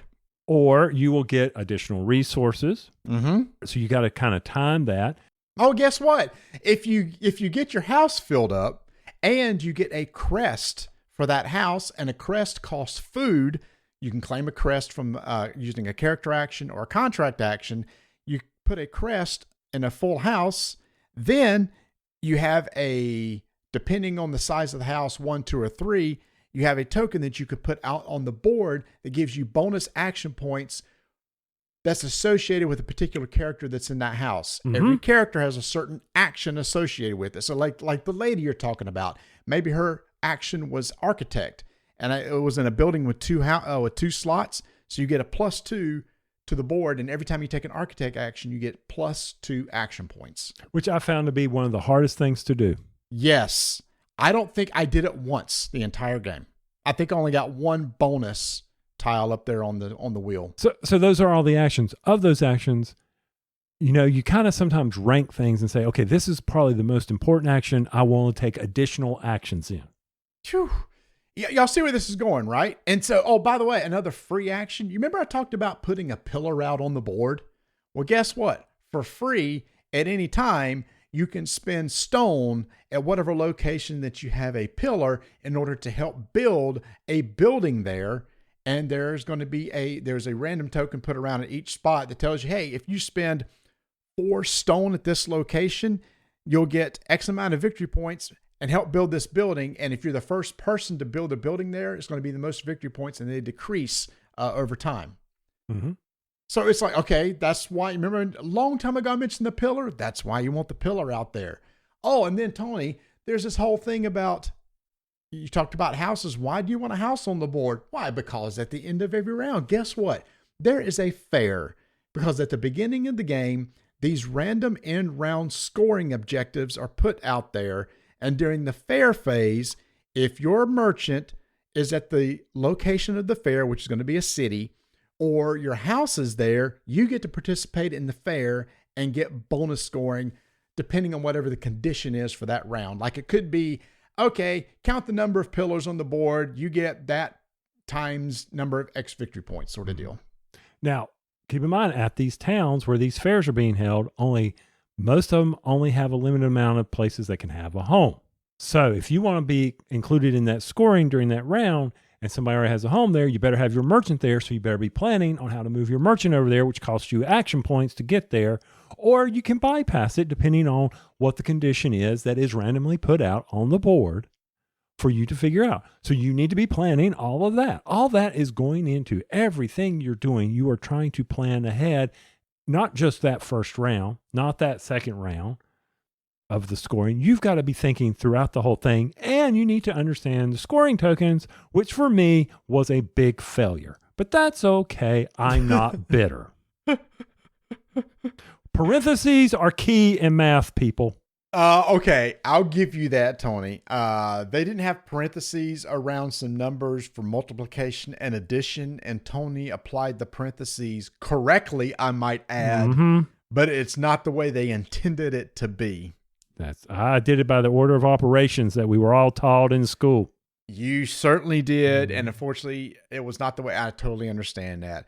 So, y'all, that's what we're saying. The actions are very, very simple on your turn.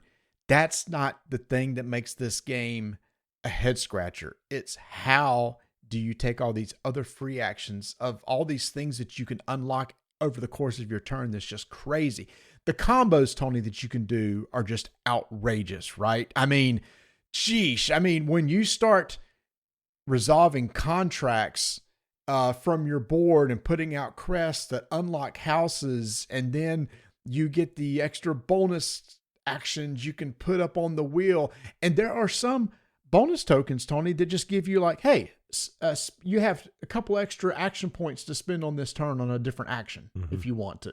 Oh, I didn't even mention this. There are some places on the map in the cities when you go there and maybe you build a house and it gives you a bonus. It's like, oh, you built a house here. Well, then why don't you go take the extra bonus actions on each of the characters in one of your houses that's already out on the board? It's insane. So other than the dice, though, I think a lot of times after a person selects a dice, then the game becomes, and this is something about this game I'm going to knock on it, is then it becomes a solitary game.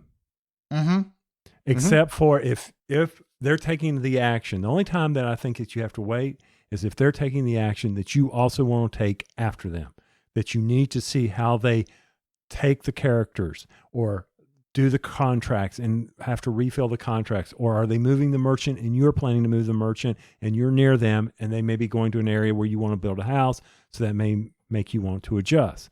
Now, one thing from this game, we talked about the additional actions. So at the end phase, there's some cleanup. Don't want to bore you with that, but one thing that is key, the action wheel rotates clockwise one, whatever we're going to call it, section, whatever. It rotates one. So the actions and resource numbers adjust. So on the board, it rotates. Is it 30 degrees? 60 degrees. Rotates 60 degrees. Mm-hmm. Yep. There you go. Look at you, 6 into 360. Remember the unit circle, baby? That was pi over something. Whatever. And so on the board, though, the actions are set. It's the action wheel that spins to determine how many actions you're going to get and how many resources. So you need to be thinking ahead of time that, oh my heavens, the architect action is going to have the wheel spin next, and it's only going to have the 6 die with 1 action. But this scoring round is all about columns on a board. Oh my heavens, you better be thinking about that. That's where these houses come into play, where you may want to go ahead and think, okay, I need to collect characters that allow me to take additional actions and build that character house so that I can then get the action out there for that and plan far enough ahead. Do I have enough time to get that additional actions on the board? All this is going through your head. Or if you're like me, you're like, just hurry up and play. It became solitary for me. I will admit that. So here's the thing. I really enjoyed my time playing this game. When it was my turn, I was having a ball. Getting some action. Oh, by the way, they also give you these tokens. You're supposed to collect tokens from the number of actions that you have. Okay, this is brilliant. I'm going to interrupt you. This was brilliant. Don't ignore that. Pick up those tokens and put them in your hand and spend them as you take your actions. Brilliant. Because you will forget. And you will forget because you may spend an action point and then all of a sudden start using some pieces in your storehouse to do a bunch of extra stuff. And then you may forget how many actions that you spent. So that little simple of take these number of tokens that represent the number of actions you have, do it. Don't skip it. Don't think, oh, I'll remember. Just trust us on that. It also helps you in your planning. I need this amount, this. Because, like I said, when it was my turn, it was so stinking rewarding to get my resources and start spending my actions and comboing, man. I can start maybe comboing where, I can move this person over here. And because I moved this person over here, they gave me a bonus action. I can claim that bonus tile. I can now spend that bonus tile and do this. That was fun. In a 4-player game, when it's not your turn, it's bathroom time. Mm-hmm. It's brookie. It's filling up your tea time. Mm-hmm. And that's just, but there's a lot of games like this. But Tony, you said you need to plan ahead. After it's my turn, the chance of my die being there the next turn, I just can't count on it at that point. No, you can't count on it, but you still need to come up with, all right, how am I going to achieve the objective of the victory points based on the action wheel? And yes, you're right. There may be a number of dice, and this happened to me, that is too limited to what you want to accomplish. Now you've got to rethink what you were going to accomplish during that round. Yeah. I agree. And luckily, you may spend 2 gold to adjust a die number so that it is 1 less or 1 more, and it does roll over. A 6 becomes a 1, and 1 becomes a 6. And then you move it to that action, and you're able to take it. So if someone does suddenly deplete that action, and there's dice on either side, as long as you have 2 gold, you can then move that dice up there. It may not be the resources you need to complete the actions, like you needed stone to complete an architect to help you build whatever, because you've finally moved your architect in there to build a freaking column. Now you want to help that church out, but you can't because you don't have enough resources because you couldn't get this. Oh. There were a few times in this game, I think a couple times, I went right before Bert and I was taking the exact die that he wanted. And then his turn kind of came to a grind. It came to a halt. Then he's trying to decide which direction is the best way to go at that point. I think when we were, how long did this game take us? Forever. Yes. It took about 3 hours, and the box says 60 to 100 minutes. At 4-player, I don't see how you're under 2 hours, y'all. I don't, because really good players are going to come up with some really clever ways to make their turn last several minutes because they've built in all these really cool combos. I really believe the better players will make this game last even longer. Well, the combos come in if you have the right character tiles, contract tiles, or bonus tiles out in the city that you're able to get to. Yes. Yeah. But I'm saying the really good players are probably going to be able to recognize that and take advantage of that over the course of the game. Mm-hmm. We ignored London. We ignored the city of London. Huh. Yeah, which was a lot of points, and all of us just kind of, because it was off the beaten path. And if you went there, you had to come back off away. You had to cross the English Channel to get over there. Well, because the scoring tiles meant that we had to go out, and we had to move away from London. We had to go in these areas. So going up to London was not going to benefit anybody unless you happened to be there. Unless your merchant had to be there. If you did that, then you were going to forego scoring some points later. Yeah. Is there AP? There can be. I think on my side, it wasn't so much the AP. It was just, all right, as long as the dice wasn't gone, I knew what I was going to do. I knew I had a plan and where I was going to be to achieve those victory points. I think for me, for this game, we talked about it afterwards, I think 3 players the sweet spot. Mm-hmm. I think that your turns are so rewarding that you want to hurry up and get back to your turn so you can take it. Everybody feels that way. So the more turns you have to sit through before it gets to your turn, it felt kind of long. Mm-hmm. I have a love-hate. Okay. Because of how long it took to get to my turn. And you know me, I don't like sitting around. And honestly, there's nothing. I know you keep saying to plan. I understand, but once you've got that plan, there's really nothing you can do at that point. I had my plan, but now I'm just sitting there. Right. I began to disengage. Yes. Yep. But I think now after the play, and if we were to get more times on it, I mean, if we were to play this every week, I think this game would fly by. Do you really? I don't know, because it is it made to be like an engine builder almost. I think the dice mechanic keeps it from being an engine builder. Well, maybe, but to me, it's the tiles that you get in your storehouse and those free actions is what can extend your turn during a game. I will give you that, extending my turn, making that happen, but there's going to be other ways, because it all comes down to scoring. And I think as you get better at how to manipulate that scoring, which hats off for that scoring. Never having the same type of scoring from game to game, possibly. You can. Oh, the score, the fair scoring. round. Yeah. In-game scoring is really fast. You've got this one in-game scoring, and it's like you get 1 point for every 4 resources. when you resolve at the end of the game, it's pretty quick. Mhm. I do like the round around scoring, the variability in that, very cool. The king action, having to what I call feed your people. It means you really need to pay attention to it, or just realize you're going to suck up minus 10 points every single round. If you're okay with that, then don't spend any actions on the king action. You're not okay with that. Well, No. except that Bert and I, who kind of ignored the king action, came in first and second. But not by much. No, but I took minus 10. I never had positive points except maybe one time, 1 point. I never had positive points. I was always floating around the positive, negative, 0. Oh, okay. At least it didn't hurt you too bad. And then Mark went the other way. He really focused on that and tried to run his token up there to try to get 10 to 15 points per round. Right. 45 points, and he ignored the map, which is where you do all the scoring. Yep. Right. It's a balance between those. And I think from my standpoint, understanding the end game or the round scoring would have helped me, like, oh, the house plus if you have a house with a column, that counts as scoring, not if you have a number of houses and number of columns there. Oh, son of a gun, I read that one wrong. Oh, wait, fine.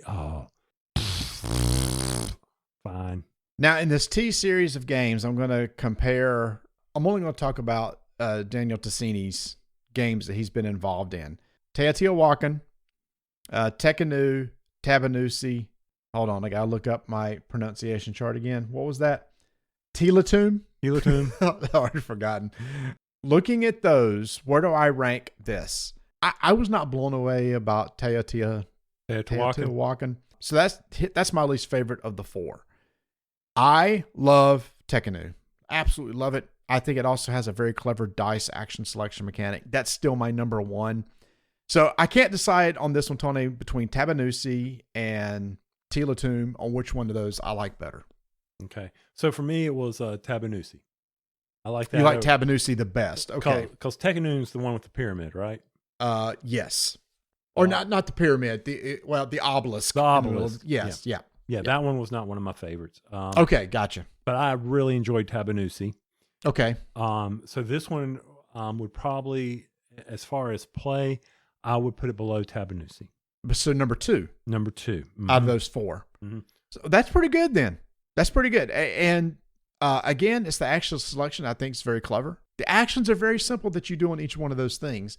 It's one of those things I still can't believe that somebody designed a game like this to where everything is so interwoven together so well to be able to create these really sweet combos. You're taking one action over here, but it's enabling another action over here.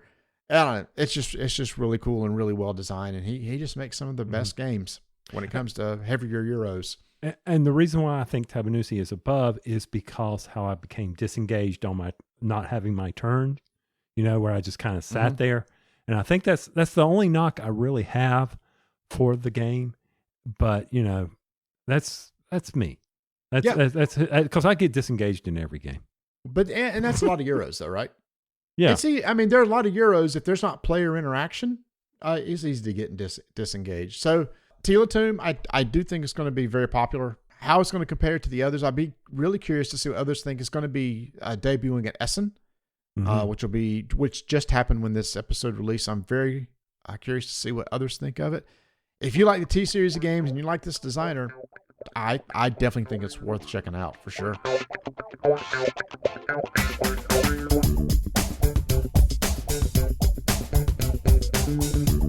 It's October, which means fall, which means Halloween, which means decorations. And for those of you who haven't checked out the Dyson Names Twitter feed, or maybe it was on Instagram, Marty posted the 300 boxes that he was pulling out to decorate his house.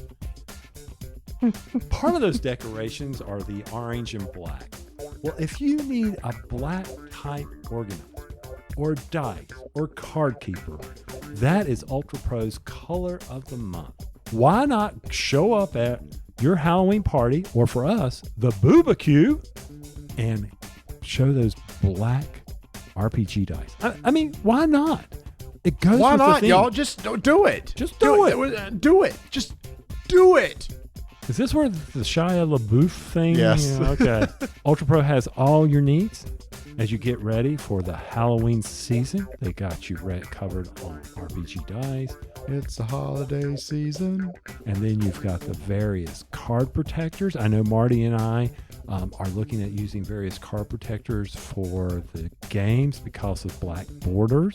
We need to make sure that we protect those and there's not nicks and dings in it. I also know that we need some keepers that will go out and, be able to. One of the biggest things was when we were playing Netrunner, to be able to sort those out so I could quickly build my decks. I'm excited to get Netrunner back on the table, so I may need to be picking up another keeper over at Ultra Pro. So head over to ultrapro.com for all of your gaming accessory needs.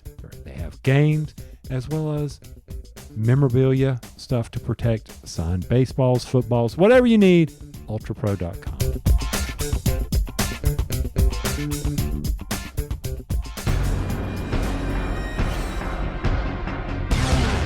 5-minute initiative begins in 3, 2, 1. Now, I know this is a 5-minute initiative, but before I start the 5-minute clock, Tony, I just want to say that every so often we go back and revisit Neuroshima Hex, and every time we go back and play that game, it just reinvigorates my love for that game. To me, that is still one of the best 2-player games on the market today. I love that game. I got it on my Android. I got it on my iPad. I got it in physical copy.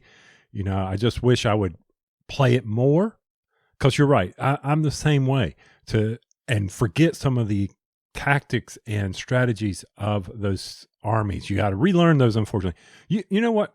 Now that we both got it on the Android and the Beast just came out, we need to set up just a weekly game of that. You mean on the device? Yeah, on the device. Just keep going back and forth. Yep. Oh, that's fine. Yeah. And here's the thing. If y'all have never played it, this is a solid 2-player. I guess it's kind of abstract. It's a tile laying game, essentially, right? Each of you have a collection of tiles. You draw 3, discard 1, play 2. But to me, the most interesting thing about this, and it's always been this way, is the combat resolution. It has the most unique combat resolution I've ever seen. No dice involved. You just step through the highest initiative to the lowest initiative and deal a bunch of damage and wipe some units off the board. Person's base who survives the longest or has the most health points in is the winner. Yep. But amazing game. Yeah, and all the strategies. And more importantly is you need to understand, because of all the armies, the various strategies. Now, you ready to hit the clock? The clock has started. Clock has started. They've come out with a new one. Pirates. Let's go ahead and get it done. Get it out of the way. Arrgh. Okay. That's fair. So probably the most unique thing about Pirates is that the base, which normally you place inside the hexagon. It's all about the base. It's all about the base. This one doesn't go inside the hexagon. It floats around on the outside. Mm-hmm. When you first played that, what'd you think, Marty? Did it kind of change your thought process? Oh, totally. The fact that now that you have tiles that you could, not even just the base, but there are tiles that plays outside the normal game space, totally changes the game. It expands the play area and theme of the theme of the game is really cool though. Yes. The fact that you had these units some of the units have something called drift. And so they have to go right outside the play area. And after a combat, they automatically move 1 space clockwise. So they're drifting around the board. So what's wild is the Pirates HQ is constantly moving and you got to chase after it. After a battle, after every battle. After a battle, yeah. Everything on the outer rim drops or moves, but you still have some units that go into the hex. So as the person who's playing against you, they need to be positioning their pieces so that they know that when a battle occurs, where you're going to be next. Mm-hmm. I will say this, tip 1, and this is from Ignacy, who from Joanna Kajanka. I hope I did that right. Ignacy can yell at me later. Tip 1, there are 6 egg spaces on the board are crucial, but your unit you said 6 hex. 6 edge spaces. Edge spaces. Mm-hmm. Okay, got it. Yeah. Put your units there so the enemy cannot do that. This will protect your HQ when it arrives next to those spaces. So what I just said, where you've got to plan that, here's a tip to help protect your HQ as it's moving around the board. Mm. Now, we all know the strategy for me as the other players. I'm going to put my HQ in the center because you can't hit me there. And here's the reason why, y'all. There are certain spots around the outside of the hex area that you cannot place a unit. And it happens to be the spaces that will line up and go through the center. So that means there's no ranged units on the edge that the pirates can use to actually hit the center space. So that's why you have to rely on the other units that go inside the normal play area to actually do damage to it. Then you have some nets in the pirates that come out. And tip number 2, always put one sailing unit adjacent to your HQ. Make it sail along. Guard against anybody close to your HQ. Well, think about it. If you put an aircraft carrier out there, you're going to have a battleship. So here's the same thing. They're trying to protect your units. Got to be very careful when you think about the placement of these units and what the other person's doing. Now, I played Moloch trying to do range fight against you to try to hit you as you were moving along. I wasn't as successful as I thought I would be. It was a very close game. Yeah, very I mean, close. we came within 1 or 2 at the very end. I happened to get a couple units in there that could actually do some damage to your HQ. And they introduced a new what's the thing with the hook? Well, you had the harpoon. The harpoon, because you can grab somebody and pull them one towards you. Get over here, like Mortal Kombat. Yeah. Okay. And then like punch them in the face with the melee damage, which I thought was really cool. And then you also had one tile, I think if I remember, on every turn you could initiate battle. Yeah, that's unique. Yeah, so there are structures that you can put on the board. There's action tiles, units, and structures. There's one structure that once per round, I can actually start a combat. The pirates have more ways to initiate combat, but I found, Tony, that they're all very low initiative. Mm-hmm. So if you go against the pirates, try to get out guys, another faction that has high initiative so that you can strike them first. Tip number 3 and the final tip. See, look at Ignacy. He's paying for this right now. I like this. No, he doesn't pay for reviews. This is true. I'm sorry. Okay. I did not mean that. Okay. All your range units on land must shoot at the enemy HQ. Don't hesitate. Get all you can against the enemy HQ. He's right. Because of that low initiative, you've got to be striking fast. So I really enjoyed playing against the pirates because it made me think beyond just laying down tiles. I needed to make sure that I was always thinking ahead of where you're going to be, especially when you got that battle out there. You were a constant moving target. And I was like, man, how can I net you? How can I stop you? Mm-hmm. And the bomb I had couldn't hit you because it doesn't hit the outer edge. So I don't know if all the armies that way, but there are some armies that you can drop the bomb on you and you can need to read it. Drop the bomb on me. Gap band. I think I do these just to make you do that. I'm sorry. But it doesn't hit the outer edge. So don't think you can sit there and bomb the outer edge. No, you need to read those pieces. I've played against the pirates twice. I have not played them. So I'm sorry. I should let you play the other day then. No. I wanted you to experience that so we could talk about it. I've played against Alex, his son, and now you. I can't wait to get an opportunity to play as the pirates and then also have to sit there and think, how am I going to hit your HQ? Yeah. At first, I didn't think I'd like this faction because of the drift, but the more times the 2 times I've seen it, I really like how it comes into play and the new depth of strategy you have to deploy. They do an amazing job of keep introducing new factions. Pirates has just now come out from Portal Games. I really like it. And like I said, y'all, if you've never played Neuroshima Hex, it is available on app on Android and iOS. So at least spend a few bucks if you just want to check it out. But it's really fun to play physically also. You know what it's not available on, Marty? That would be the Nintendo Switch, which we keep bucking Ignacy about. And he hates it when I bring that up because every time when you bring up something, he always just says he hates dealing with developers. But yeah, on the Switch would be really cool. Or on Steam, PC would be cool too. Neuroshima Hex, if you have dedicated 2 players, recommend it. There's a ton of armies out there. You might even be able to pick up some at fairly cheap prices in your local game store. Get the base. It's a lot of fun. Marty and I have always enjoyed these tile laying games. We've talked about many of them. So there you go. Pirates Neuroshima Hex from Portal Games. 5-minute initiative is complete.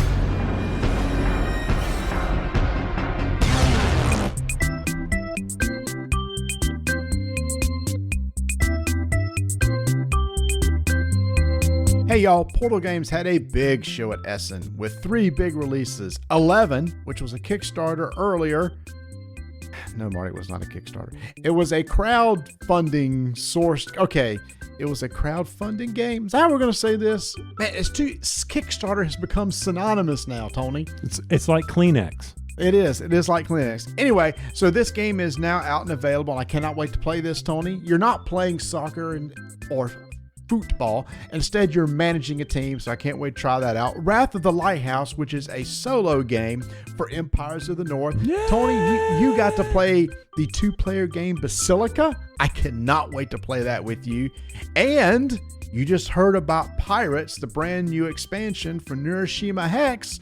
So you'll make sure and go get that copy. What a blast that was. A lot of hot games coming out from Portal. This is going to round out their releases for the rest of the year. To find out more, head over to shopportalgames.com. Is it shopportalgamesus.com? I'm staring at it right now. Please don't do this again. shopportalgames.com. Tony, when it comes to video games, do you focus on one game at a time, or can you juggle multiple games to play during the same time? You know the answer. I don't know why you're asking me this. But the audience doesn't know the answer.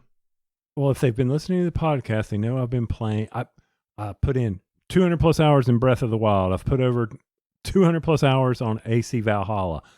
So I always focus on one. And do you know why that is? Why is that?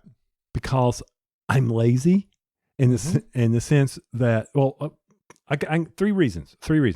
Number one, I know where the buttons are doing. I've learned the buttons. I don't want to have to go to another game and learn different button pushes.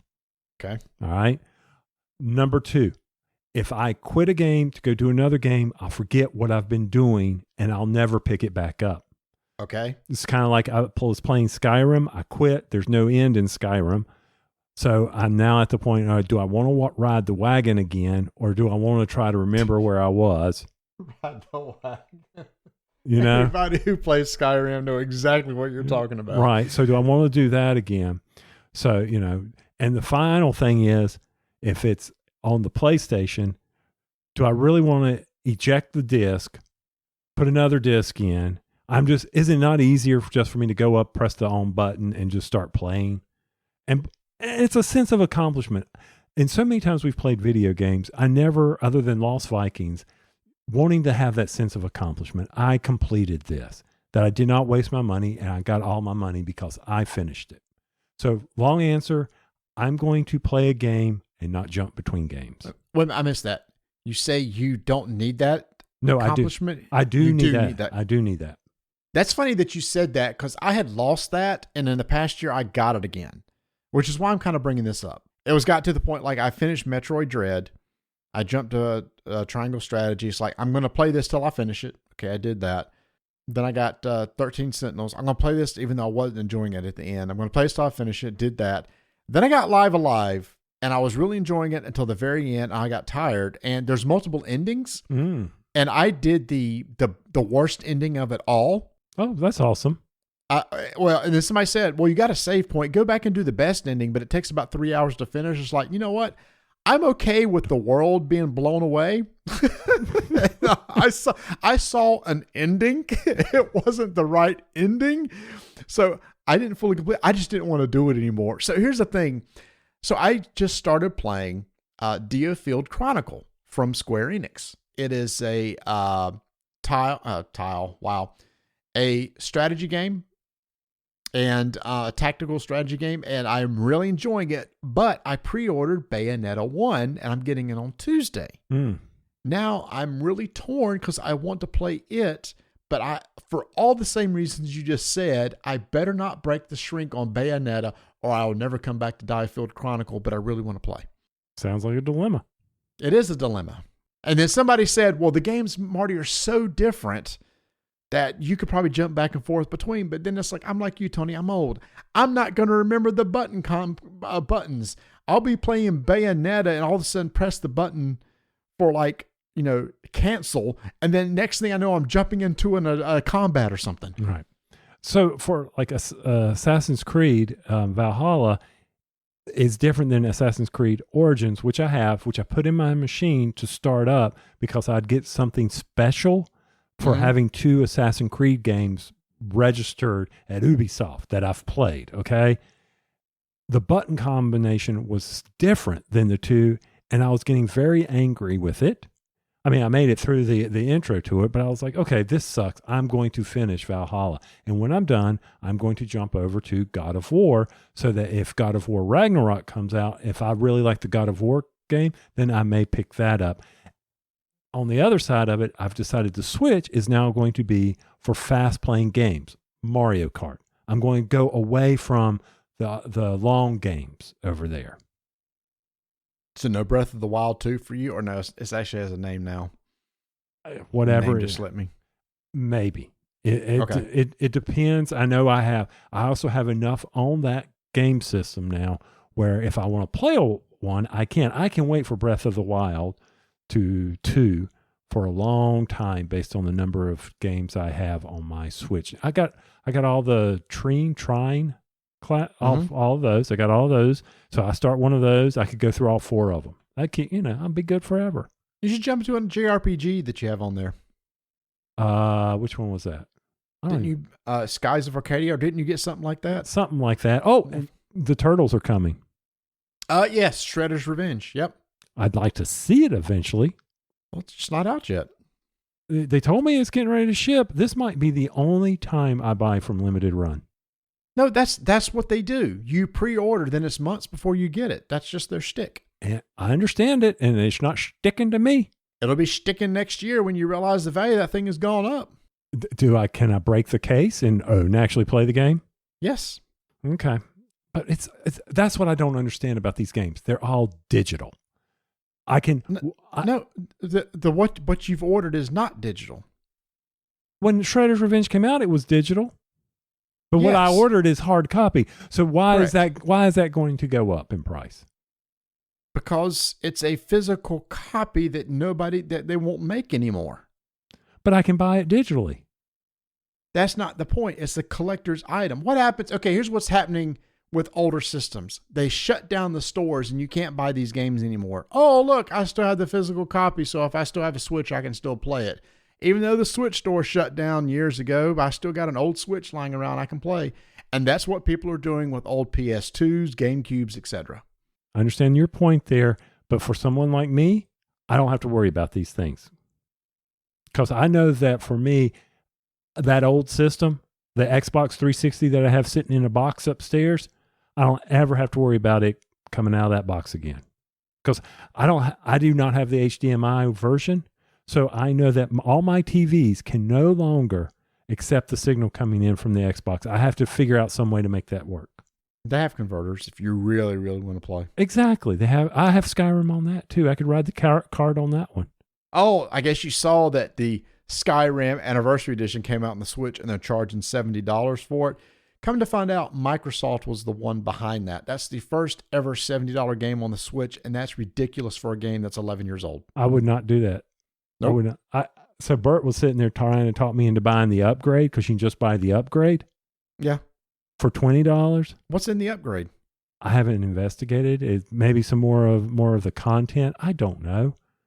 Maybe prettier graphics. I have no earthly idea. But then I think, once again, why do I need that?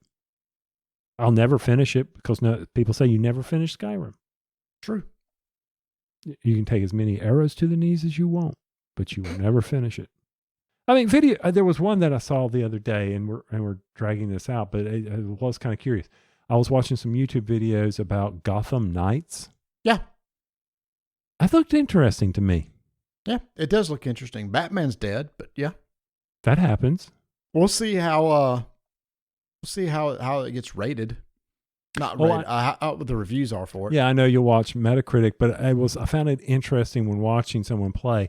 Now, is that going to be a Switch game or only a PlayStation, Xbox One, whatever? I think it's just the more powerful consoles. The more powerful. Because I found it interesting on the tech level trees, how you had to advance to do certain ones and how each character, you can switch between the characters, and you need to in order to solve stuff. So I was like, okay, that's interesting. That's one that I would have to play constantly because I would forget, why am I playing Nightwing over, Batgirl. You know, why did I stop here? I need to remember that. Sounds like a Steam Deck's in your future. No, I can't. It's so sad. I just can't see the screens. Nothing makes me feel older than putting on readers to play my Switch. Okay. And think about this. We used to love the clamshell Game Boy Advance with that little itty bitty tiny screen. But I could see those. I guess I could. I would have to crank one up. You could. Yeah, you could. Okay. That's how we play Pokemon. I know, and there's a new Pokemon coming out. Yep. Don't know if I want to do that. I probably will not be day one for me. Scarlet Violet. Yep. Scarlet Violet. No, definitely not day one. I'm still debating Elden Ring. I am too, and everybody says I got to play it. So I feel like I need to experience it, even though I'm not a Demon Souls or Souls game type guy. Friends have said this is the game you need to play if you're not a Souls person. So I guess I need to try it. I was watching Rebecca's fiance playing Dante's Inferno. Yes. Wow, that's cool. Yeah, good game. And he was playing it on the middle level. Okay. And for 1 hour, I was having to do some other stuff, and they were out doing something. But he and I were there, and I had to work. And he sat there for an hour trying to defeat one level, and I was like, "No, thank you." That's how it goes, man. I don't know. So I looked for it on the PlayStation, couldn't find it. I got a game on the PlayStation I need to crank up that he said I would really enjoy. I need to do that. Oh, there's not enough time. There's not enough time. But you know what there is time for? Pee break? You know what the best thing about asparagus and beets are? I tried to set you up, but you didn't do it. I didn't. I know where you were going to. Yeah. But you know what the best thing about asparagus and beets are is you ensure. Okay, what's the best thing about asparagus and beets? You know your plumbing's working. Wow. I'm sorry, y'all. I tried to get us out of that before he mentioned it, so I apologize. And then that, you're just going to keep rolling dice. Oh, my Lord. And taking names.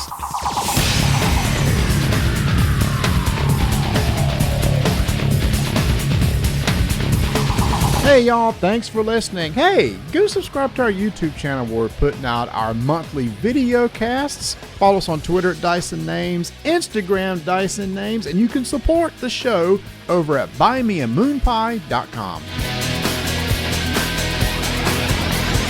So, Marty, in light of Halloween coming up, do you know why it's so cheap to throw a party at a haunted house? Why is that? Because the ghosts bring all the booze. Ah, so we're resorting to dad jokes now. For the next 200 episodes, I just found a page with 200 dad jokes. Oh, Lord. I'm sorry, y'all.